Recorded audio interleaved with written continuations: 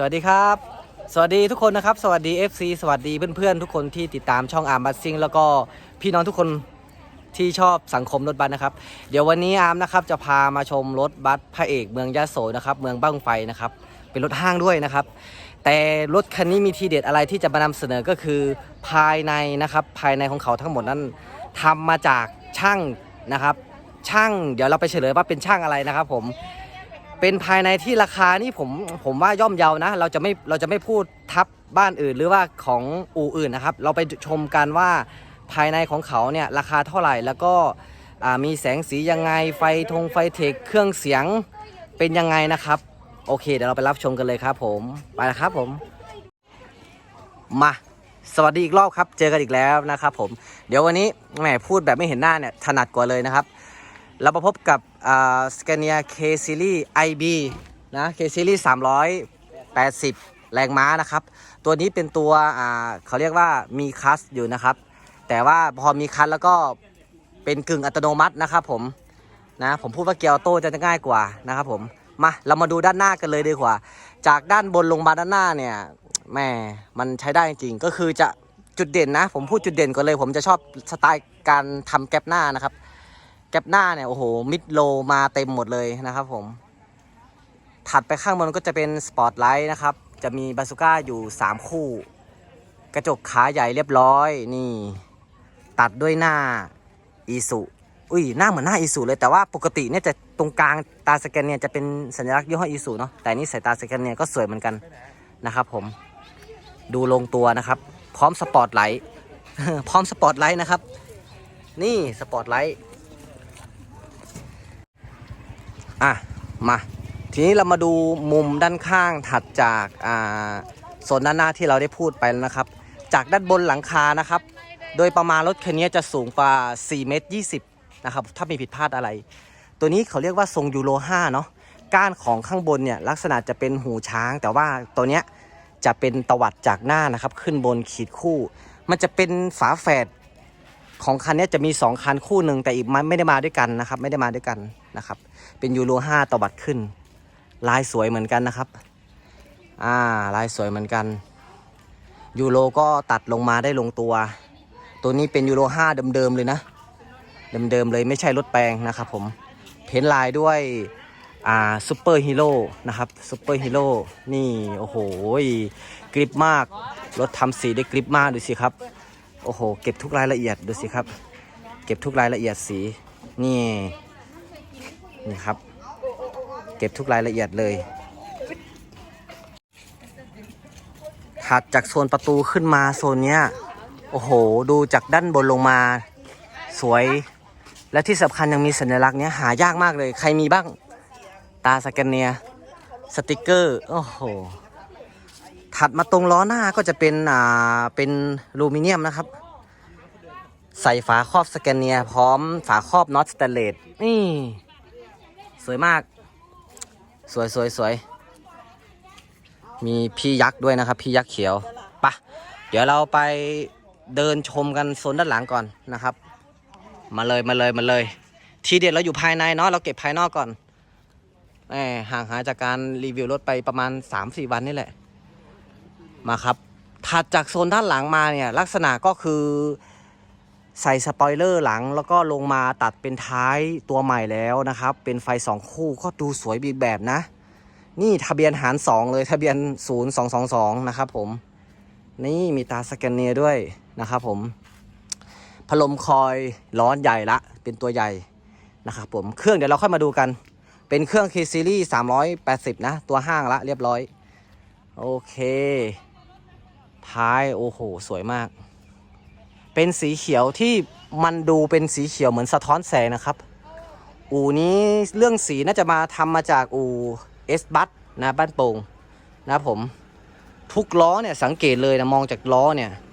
ใส่อลูมิเนียมหมดเลยตั้งแต่ล้อจักรนะครับมายันล้อ8โอเคครับมาลงตัวปะเดี๋ยวเราไปชมภายในแล้วเราจะพูดภายในกันว่าอลังการขนาดไหนคันนี้เป็นมาไปพูดภายในกันดีกว่าปะเดี๋ยวเราไปชมภายใน รถเคซีรีส์คันนี้ยูโร5นะครับเขาว่ากันว่าคันนี้ทีเด็ดของเมืองบั้งไฟเลยนะพูดถูกอยู่เนาะ เมืองบั้งไฟจังหวัดยโสธรเราไปดูกันตั้งแต่ห้องคนขับเลยครับดูเดี๋ยวเราจะมาเฉลยกันว่าทำอู่ไหนเนี่ยครับโอ้โหดูงานสิโอ้โหดูมิกพร้อมเครื่องเสียงด้วยนะเป็น K Series ตัวนี้ยังมีคลาสอยู่นะครับเฮ้ยนี่ชุดหน้าใต้ท้องชุดหน้าโอ้โหกัปตันออฟหรือที่ในวงการเรียกว่าเสียออฟนั่นเองส่วนตรงกลางจะเป็นกล้องวงจรปิดนี่เป็นลักษณะกล้องเอาไว้ดูลูกค้านะครับประมาณนี้งานซาวข้างบนก็ไม่เลวนะครับโอ้โหปะเดี๋ยวเราไปดูชั้นบนกันครับอันนี้ประมาณห้องคนขับคร่าวๆไปเลยเดี๋ยวเราไปดูข้างบนมาเราขึ้นมาข้างบนแล้วเราก็จะมาเฉลยกันโอ้โหโอ้ my god โอ้ my god โอ้มันคักแน่เรามาดูภายในจัดเต็มของรถซับแสนวงนะครับรถพระเอกเมืองยโสธรภายในคันนี้เฉลยไปเลยทั้งคันทุกอย่างไม่ว่าจะเป็นเครื่องเสียงจัดเต็มด้านหลังไม่ว่าจะเป็นเพดานที่ทุกคนได้เห็นทั้งหมดเนี่ย900,000มันใช่เหรอเดี๋ยวมันใช่เหรอทุกคนมันใช่เหรอผมไม่อยากเชื่อว่า900,000เฮ้ยรวมไฟเทคด้วยนะรวมลำโพงตรงนี้ด้วยเฮ้ยมันใช่เหรอแล้วคุณดูสิดูงานเขาสิโอ้โหดูสิผมให้1,000,000อะผมพูด1,000,000ดีกว่าแล้วกันนะผมพูด1,000,000ดีกว่าอะคุณดูงานซาวโอ้โหบวกซาวทีวีลงมาพร้อมดึงกระดุมมีดอกลำโพงข้างหน้ากัดอะคริลิกมุมนี้ยังไม่พอกัดอะคริลิกตรงเสาอีกโอ้โหนี่ลากตั้งแต่เสายันลงไปข้างหน้าเฮ้ย900,000ผมก็ทำอะเนี่ยหุ้มหลังก็ใช่นะตรงเนี้ยใช่หมดเลยผ้าม่านก็ใช่แต่ผ้าม่านลายนี้ผมไม่ค่อยชอบเท่าไหร่ก็แล้วแต่คนชอบนะเราส่วนตัวผมจะชอบเป็นแบบคล้ายๆแบบเป็นหลุยที่มันแบบนูหนาๆหน่อยนะครับราคานี้ไม่รวมเบาะบอกไว้ก่อนราคานี้ไม่รวมเบาะสนใจเดี๋ยวผมทิ้งเบอร์ไปให้เจ้าของอู่นะครับสนใจเดี๋ยวทิ้งเบอร์ไปให้เดี๋ยวยังไม่เปิดไฟเทคนะเดี๋ยวเรามาดูเปิดไฟเทคกันนะครับโอ้โหดูช่องแอร์ก็เป็นตัวใหม่ละนี่งานหุ้มหนังก็จะประมาณนี้เลยงานหุ้มหนัง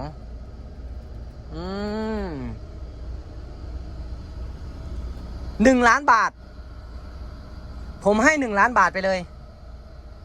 ดูโอ้โหมีป้ายไฟตรงนี้ด้วยยี่ห้ออะไรไม่รู้พูดไม่ได้ถ้าอยากให้พูดโฆษณามา ค่าโฆษณาขอบพระคุณมากครับประทานให้ผมนะขอบคุณมากดูสิคุณดูก่อนนี่1,000,000ใช่ไหมผมให้1,000,000อ่ะโอ้โหสวยงามมาก1,000,000อ่ะพร้อมไฟเทคด้วยแล้วมีไฟระยิบระยับนี่อีกกัดอะคริลิกแบบไม่กลัวไม่คือไม่หวงอะคริลิกอ่ะดูสิพร้อมชุดซาวด้านหลังอันนี้เป็นเสียงพัดลมแอร์ด้านหลังนะครับพร้อมเครื่องเสียงนะราคานี้1,000,000 บาทพร้อมเครื่องเสียงคุณดูดอกมีตู้เบส3ตู้3คู่6ดอกดูสิโอ้ my god เดี๋ยวเราจะให้เสียออฟแกเปิดเครื่องเสียงให้ฟังโอเคไหมโอ้ my god เดี๋ยวเราไปดูชั้นล่างกันว่าเป็นยังไงพร้อมราคานี้พร้อมสแตนเลสพร้อมสแตนเลสพร้อมป้ายพร้อมป้ายโอ้โหป่ะถัดลงมาชั้นล่างโอ้มาก้อนโอ้โหคุณดูนี่มัน1,000,000เหรอจริงเหรอเนี่ยคือจริงๆเนี่ยเขาทำมา900,000นะแต่ผมเติมไปให้1,000,000มันจะได้ฟังง่ายๆมันจะได้ฟังง่ายๆคือบอกคือ1,000,000ผมก็ทำที่ผมบอกว่าทำไมต้องพูด1,000,000อ่ะ1,000,000ผมก็ทำแล้วคือแล้วรวมไฟเทคอีกโอ้ยตายราคานี้หาที่ไหนไม่ได้ราคานี้หาที่ไหนไม่ได้โอ้โหคุณดูสิมาชั้นล่างยังรู้สึกกว้างทำซาวทีวีด้านซ้ายด้านขวาพร้อมเป็นไฟสีบลูข้างบนโอ้โหแล้วมาเก็บงานป้ายไฟตรงนี้อีกตรงนี้จะเป็นห้องน้ำนะครับมองจากหลังไปหน้ามองจากหน้าไปหลังด้านหลังก็จะเป็นโซฟาแต่หลังคาก็จะจัดอะคริลิกจัดเต็มเลยสวยงามมากตรงนี้ในส่วนตรงนี้ก็จะเป็นห้องกินข้าวห้องมิทติ้งจะเต้นก็ได้จะอะไรก็ดีโอเคมาส่วนตรงนี้ประตูหนีไฟนะครับตรงนี้จะเป็นประตูหนีไฟมีถุงขนาดขยะที่จับราวสแตนเลส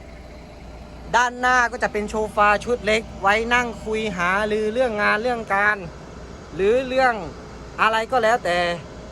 นะครับราคานี้มีกล้องวงจรปิดให้ด้วยนะครับโอเคโอ้มึงพูดมากจังไม่ใช่พูดมากได้ไงอ่ะขอให้ค่าโฆษณามาแล้วอ่ะใช่ป่ะต้องพูดเยอะๆ เดี๋ยวมันไม่คุ้มค่าโฆษณานี่มีผ้าม่านด้วยชั้นล่างก็จะเป็นคอยเย็นนะคอยเย็นแอร์ก็ตัวนี้ก็จะมีละ